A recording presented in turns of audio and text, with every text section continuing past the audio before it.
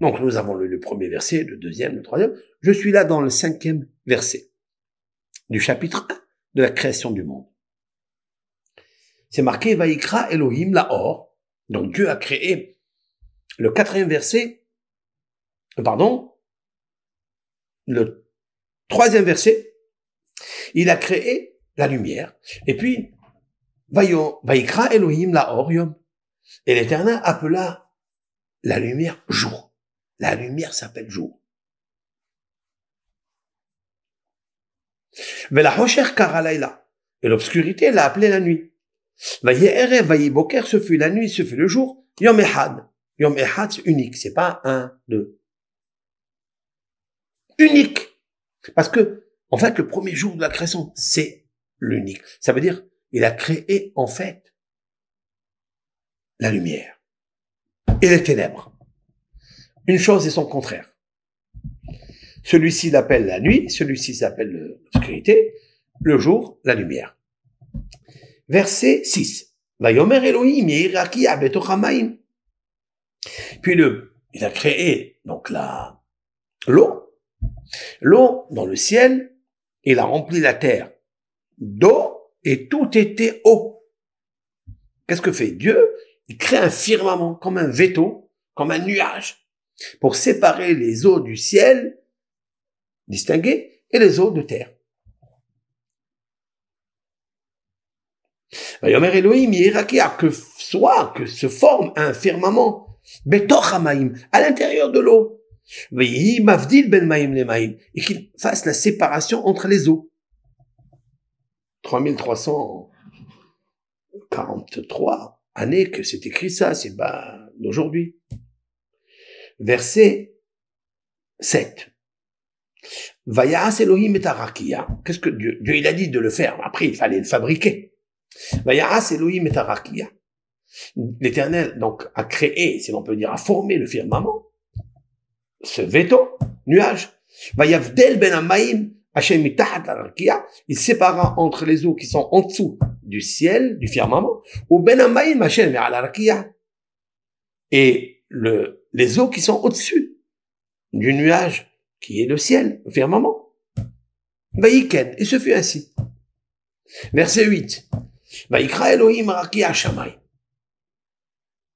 Et l'Éternel appela le firmament Shamaim. Rakia, c'est quoi Rakia? Rakia, c'est un rideau.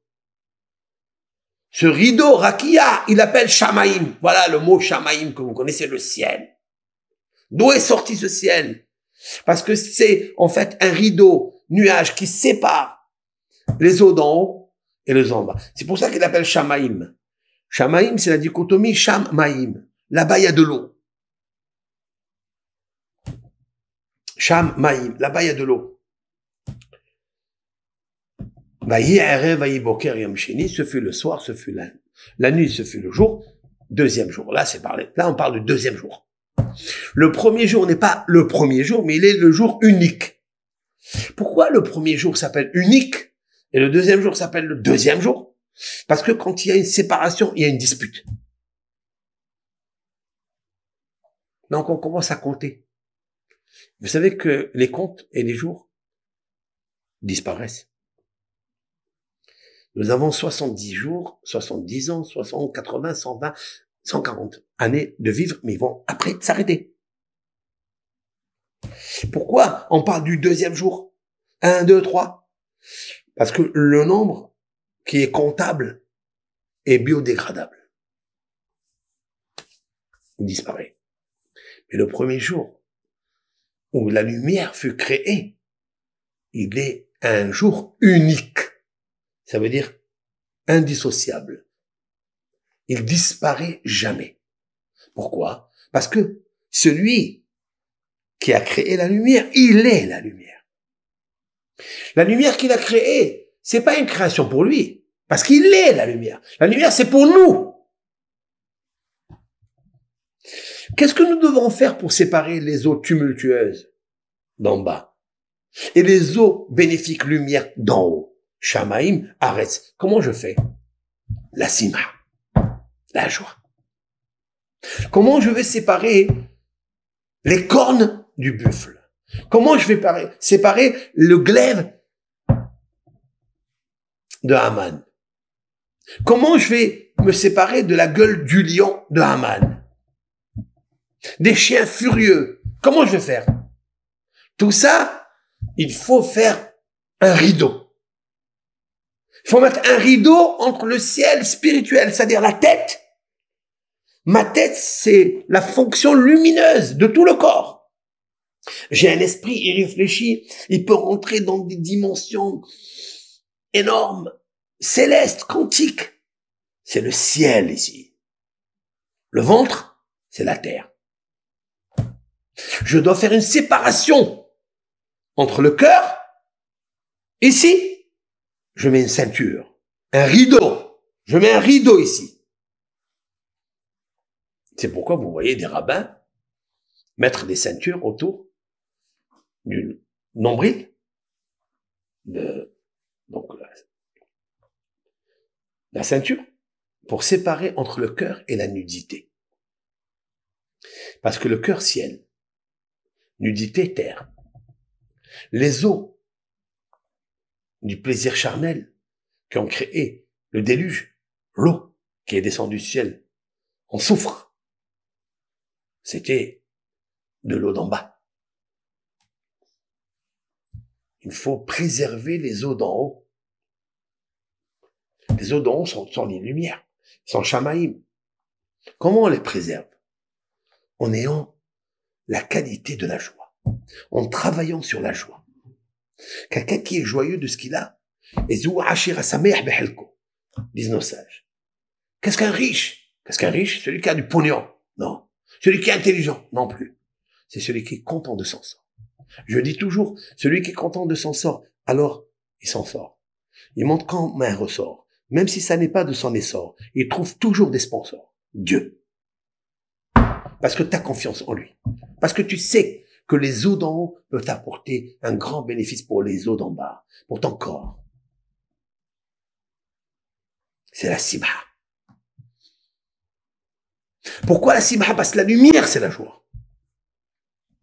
Vous avez vu ce qui est marqué dans la Megillah? Après tout, la déchirure des décrets, lorsqu'ils ont pendu Haman, il est marqué, la Yehudi ma'ita ora vesimha. Écoutez ce que je vous dis. Mordechai Yehudi, il écrit la Megillah avec Esther. Qu'est-ce qu'ils disent? Et voici que pour les Juifs, il y avait ce qui était dans la peine, dans le deuil. Il y a quelques minutes, il y a quelques jours.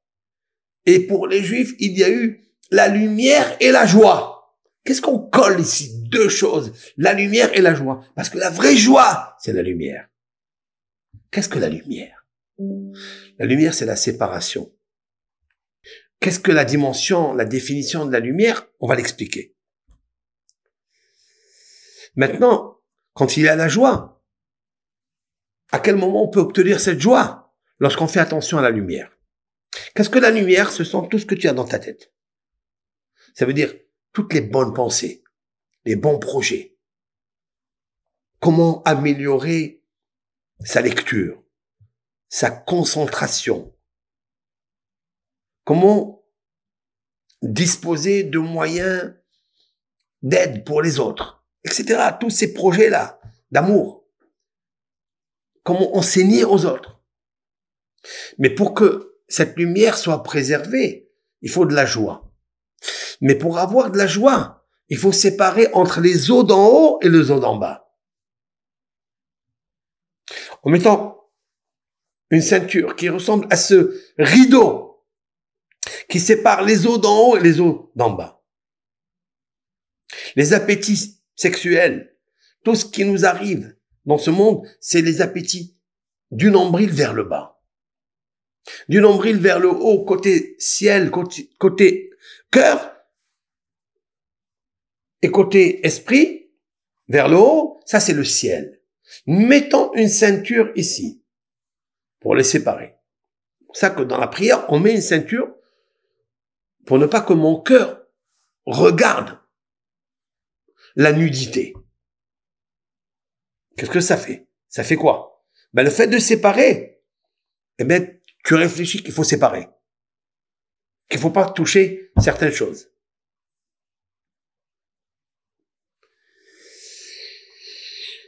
Alors, la lumière, elle se préserve dans le cerveau, qui est le ciel. Elle attire la joie. C'est incroyable que le mot simha apparaît après chaque 53 lettres. Chaque 53 lettres apparaît le mot simha. Le texte avec le saut de lettres qui montre 53 lettres le mot simha, la première lettre se trouve dans la hosher, c'est-à-dire l'obscurité.